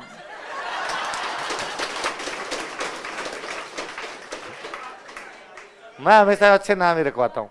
कोई भाई भतीजे, है ना, कोई चाचा जी के नहीं बच्चे होते। तो मेरे तो एक दोस्त था, तो उनके बेटे का नाम रखना, तो उन्होंने मुझे फोन किया कि यार कोई अच्छा नाम बता, आर पे कोई अच्छा सा नाम बता। आर पे सबसे अच्छा तो राजवीर है। है ना भाई, मैं मेरे नाम से अच्छा दूसरा किसका बताऊं? उनका नहीं रहा और बता अच्छा सा, तो फिर उसका भतीजे नाम रखा था रुद्रदामन। रुद्रदामन, वरना लोगों के तो उन्होंने वापस मुझे कहा रुद्रदमन मंगना, रुद्रदमन नहीं रखना, रुद्रदामन। रुद्रदमन नाम खूब सारे लोगों को मिल जाएंगे आपको। रुद्रदामन, जिसको जो खुद रुद्र के दामन में खेलता हो, भगवान शिव जिसे अपने दामन में रखते हो। मैं शकों का राजा था, शक भारत के नहीं थे, मध्य एशिया से आए थे, उसके बावजूद शकों के राजा ने अपना नाम क्या रखा था? रुद्रदामन। हम यार भारत के, रुद्र हमारे देवता है, उसके बावजूद हम रुद्रदामन नहीं रखते। तो कितना अच्छा नाम नहीं है रुद्रदामन? तो आप भी रखोगे। आर पे अच्छा नाम क्या रखोगे? राजवीर। अच्छा तो राजवीर है। सेकंड रखना हो तो क्या रख सकते हो आप? चलो आगे बढ़ते। इसके बाद बताओ, गुरु जी का नाम क्या था? बालीनाथ जी महाराज। जोधपुर के अंदर एक पहाड़ी पड़ती है मसूरिया। कौन सी पहाड़ी है? लिख लो कोष्टक में आगे, मसूरिया पहाड़ी। तो इनकी कोचिंग कहां पे थी? मसूरिया पहाड़ी, मसूरिया हिल, मसूरिया पहाड़ी, मसूरिया हिल। रामदेव जी की बुक का नाम क्या है? एकमात्र लोक देवता रामदेव जी महाराज है जिन्होंने खुद ने बुक लिख रखी है। उस बुक का नाम क्या था? 24 वाणी। याद रह जाएगी बात। चलो, घोड़े का नाम क्या है? ये भाई रे एक डंका झूठ है। आगे चार चीजें, चारों डंके झूठ। कोई घोड़े का नाम लीलो नहीं था। अपने राजस्थान में सारे घोड़ों को कहते हैं लीला, सारी घोड़ियों को कहते हैं लीलन। कि घोड़ा हो तो लीलो और घोड़ी हो तो लीलो। चलो, एक महाराणा प्रताप के घोड़े का नाम तो पता आपको सबको? चेतक। चेतक था। उसके बावजूद छोटी क्लासों में गीत गाते थे, लीला घोड़ा रोवा सवार, मारो मेवाड़ी सरदार, राणा सुन तो जाई जेरे। तो वहां भी घोड़ा लीला ही है। यहाँ तेजाजी महाराज की घोड़ी भी इसलिए नाम क्या रख दिया? लीला। और लीला रंग होता है हरा। ये जो कलर दिखाई दे रहा है आपको, ये लीला है। कौन सा कलर है? लीला। इसलिए हरा रंग, हरा रंग जो होता लीला कहते हैं। इसलिए सावन के महीने में अपने घास फूस ज्यादा हो जाती है तो कहते हैं पशुओं का तो लीलो हुआ है ना। पेड़ पौधे हरे हो जाते तो कहते हैं रूंगड़ा लीला हुआ है। तो लीला, लीला मतलब कौन सा होता है? हरा रंग। तो कभी छोटे थे तब बचपन में आप खेलते होंगे, तब एक हरे रंग का इतना सा बड़ा कीट पतंगा उड़ता हुआ आता था, आप उसके पीछे दौड़ते थे। रामदेव जी रो घोड़ो आयो, रामदेव जी रो दौड़े हो। किस रंग का होता था? हरे। किस रंग का? हरा। हरे को अपनी भाषा में क्या कहते? तो ये कोई नाम वाम नहीं, आरपीसी वालों झूठे मूठे पूछ पाछ के रटवा दिए अपने को। आरपीसी ने पूछ लिए कि रामदेव जी के घोड़े का नाम बताओ, हम तब से लगे हैं ले लो ले लो। ऐसे कोई नाम नहीं है, ऐसे मुझे सब घोड़े क्या थे? लीला ही थे। झंडे क्या कहते हैं? हिंदी यदि आपने पढ़ी होगी तो जाके देख लेना, आज भी झंडे के पर्यायवाची में नाम मिल जाएगा नेजा। झंडे के पर्यायवाची होते हैं नेजा, निशान, ध्वज, पताका, ये सब झंडे के पर्यायवाची यार। तो अमेरिका का झंडा भी नेजा, ब्रिटेन का झंडा भी नेजा, अपने वाला भी नेजा, तेजाजी महाराज वाला भी नेजा और रामदेव जी महाराज वाला भी नेजा। ऐसा कोई भी अलग से नाम की चीज ही नहीं होती। जागरण को क्या कहते हैं? रात को जाग के गीत गाओ, वो क्या होता है? जागरण। अपने गांव वाली भाषा में कहते हैं राती जोगो। राती जोगा होता है रत जगे, रत जगा बोल दो, राती जोगो बोल दो। तो वो रात को जाग के जो लगाया जाए उनको क्या कहा जाए? ऐसा भी कुछ ही नहीं। सारे देवी देवताओं के जागरण जम्मू ही कहलाते हैं। रामदेव जी वाले के लिए स्पेसिफिक होने की आवश्यकता, पर आरपीसी ने पूछ रखे, हम रट्टे मार रहे हैं। जैसे बाबू जी के भक्त भील जाति के लोग होते हैं, वैसे रामदेव जी के मंदिर में जो भक्त होते हैं वो कौन से होते हैं? उनको क्या कहा जाता है? ऐसा भी कुछ ही नहीं होता। रिखिया का मतलब होता है ऋषि। क्या मतलब होता है? मतलब आपके घर में भी यदि आपका छोटा भाई है और बहुत सीधे साधे तरीके से रहता है, चुपचाप आता है चुपचाप जाता है, कोई नशा पता नहीं, तो अपने घर वाले कहते हैं ओ रिखिया है, एकदम संत आदमी है हमारे, तो भाई ऋषि आदमी है। तो रिखिया का मतलब क्या होता है? संत, ऋषि। अच्छा, जो पुजारी जी होंगे वो संत टाइप के आदमी होंगे, तो मेघवाल भक्तों को क्या कह दिया? रिखिया। तो ये चार तो झूठी झूठी बातें, पर झूठी झूठी भी याद करनी पड़ेगी। दिन को अगर रात को रात कहेंगे, आपने तो सिलेक्शन का सवाल है भाई साहब। तो घोड़े क्या कहते हैं? झंडे को, जागरण को, मेघवाल भक्तों को। बुक कौन सी लिखी? गुरुजी कौन थे? वो कहाँ रहते थे? पत्नी का नाम क्या था? मम्मी का नाम? पिताजी का नाम? कहाँ के सामंत थे? पोखरण की जागीर किसने दी? और जन्म कहां पर हुआ? उंडू कश्मीर कहां पड़ता है? रामदेव जी महाराज को विष्णु का अवतार कहते हैं भाई, लिखो। इन्हें विष्णु का अवतार माना जाता है। He is considered as incarnation of Vishnu. He is considered as incarnation of Vishnu. इन्हें विष्णु का अवतार माना जाता है। He is considered as incarnation of Vishnu. क्या माना जाता है इन्हें? विष्णु का। कहते हैं भाई रामदेव जी महाराज जब यहाँ रहते थे ना, तो एक बार उनके पास 5 मुस्लिम संत आए। कौन है? 5। और उन्होंने आके और तो रामदेव जी महाराज ने कहते अपने जीवन काल में चमत्कार दिखाने शुरू कर दिए थे। लोक देवताओं के जो चमत्कार होते हैं उसको बोलते हैं पर्चा। क्या बोलते हैं? लिख लो, चमत्कार बराबर पर्चा, मिरेकल्स।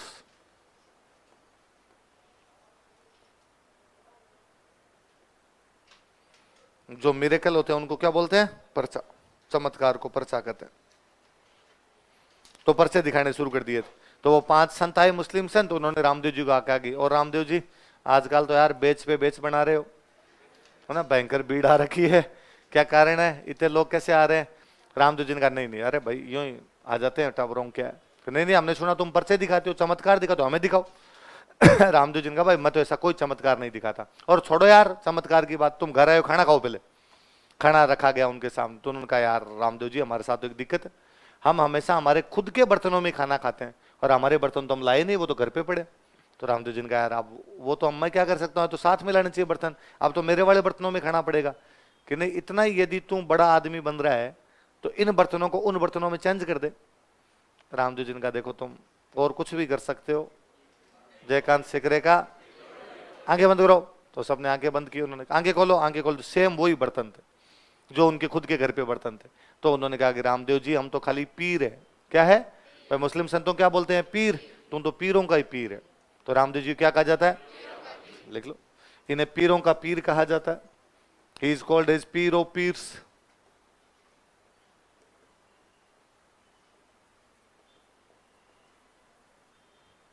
इन्हें पीरों का पीर कहा जाता है। He is called as Pir of pirs. क्या कहा जाता है इनको, पीरों का पीर। जब रामदेव जी ने अपनी भतीजी की शादी की थी मल्लीनाथ जी के बेटे के साथ, मल्लीनाथ जी के बेटे थे जगमाल, जगमाल थे, जगमाल जो गिंदोली को उठा लाए थे, पढ़ते हैं ना गिंदोली। तो गिंदोली के साथ में रामदेव जी ने अपनी भतीजी की शादी की थी। तो भतीजी की शादी की थी तो फिर रामदेव जी ने पोकरण दहेज में दे दिया था, और रामदेव जी बाद में रामदेवरा चले जाते हैं। तो हम पढ़ते हैं रुणीचा या रामदेवरा के अंदर इनका मंदिर। तो पहले जब रामदेव जी इस पोकरण वाले इलाके में रहते तो यहाँ पोकरण में एक सेठ रहता था, उस सेठ का नाम था भैरव। क्या नाम था, और लोगों से भाई ब्याज लेता, बहुत ज्यादा ब्याज लेता, लोगों की जमीनों पे कब्जे कर लिया करता। लोग बड़े परेशान थे उससे, तो लोगों ने जाके रामदेव जी की शिकायत लगाई कि भैरव सेठ मानता नहीं है, हमें पैसे उधार दे देता है पर बाद में ब्याज बहुत लगाता है, ब्याज नहीं दे पाते तो हमारी जमीनों पर कब्जे कर लेता है। तो कहते रामदेव जी ने इसको पोखरण से बाहर निकाल दिया था। किसको, अपने गीतों में आता कि भैरव नाम के राक्षस को मारा। किसको मारा, बुरा आदमी राक्षस ही है। मैं कहता हूँ अपना ही कोई भाई हो बुरे काम करे वो राक्षस है, अभी भी कहते हैं। तो राक्षस का मतलब सच्ची में राक्षस नहीं है कि भैरव के को दांत थे चार निकले हुए बाहर। भैरव बड़ा साहूकार आदमी है पर ब्याज ज्यादा लिया करता था। लिखो, पोखरण क्षेत्र से भैरव नामक साहूकार को बाहर निकाला था। He threw out a money lender named Bhairav from Pokhran reason.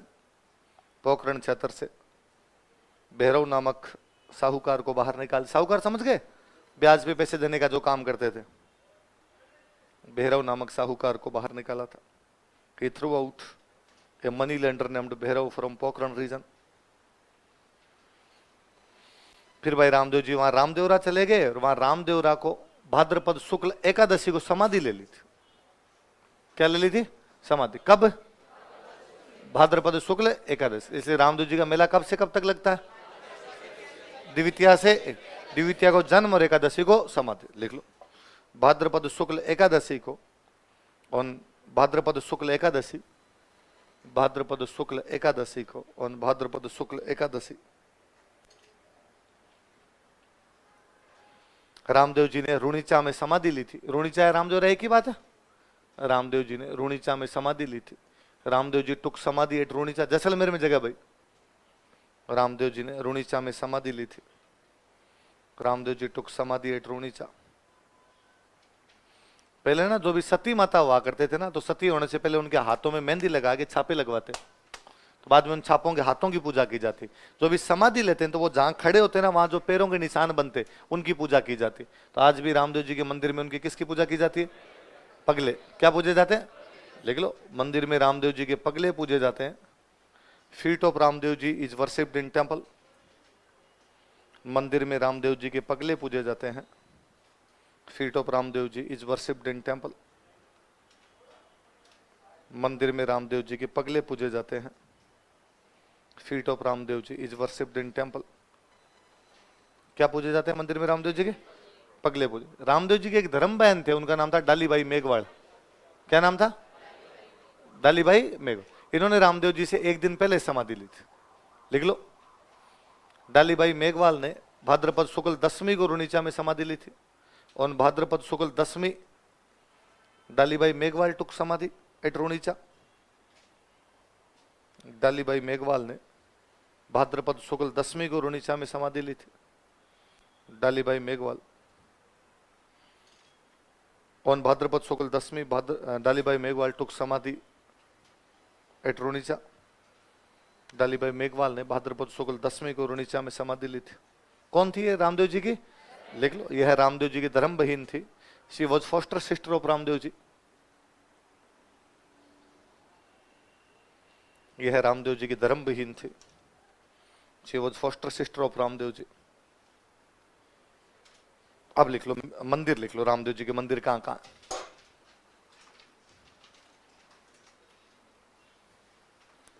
एक तो ये रुणीचा या रामदेवरा,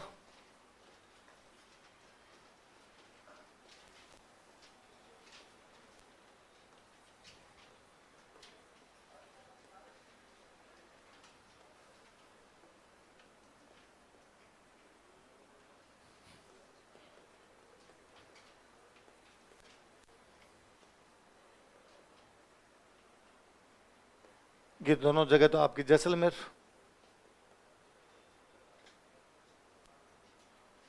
गुरु जी कहाँ रहते थे इनके? वहां पर भी मंदिर है। मसूरिया पहाड़ी कहां पर है?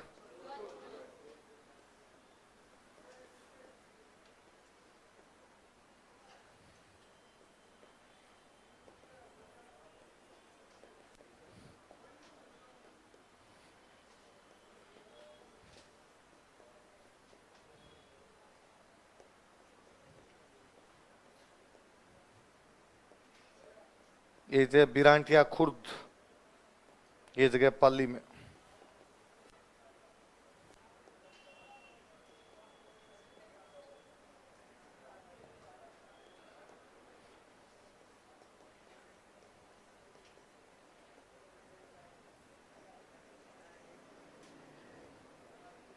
हल्दीना है अलवर में।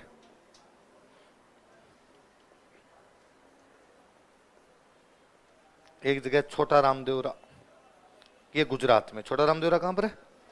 गुजरात वाले